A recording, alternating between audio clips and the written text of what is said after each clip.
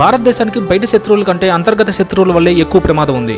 మన దేశానికి శత్రువులు ఎవరో మనకు తెలుసు, కానీ మన దేశంలోనే పుట్టి ఇక్కడే బతుకుతూ ఎప్పుడు ఈ దేశం మీద విషం చిమ్మే కొంతమంది ఇంటర్నల్ ఎనిమీస్ ని ఐడెంటిఫై చేయడమే చాలా కష్టం. ముఖ్యంగా మన దేశంలో ఉండే కొన్ని మీడియా న్యూస్ ఛానల్స్ వాళ్ళు అవకాశం దొరికినప్పుడల్లా మన దేశం మీద వాళ్ళు ద్వేషాన్ని చూపిస్తూనే ఉన్నారు.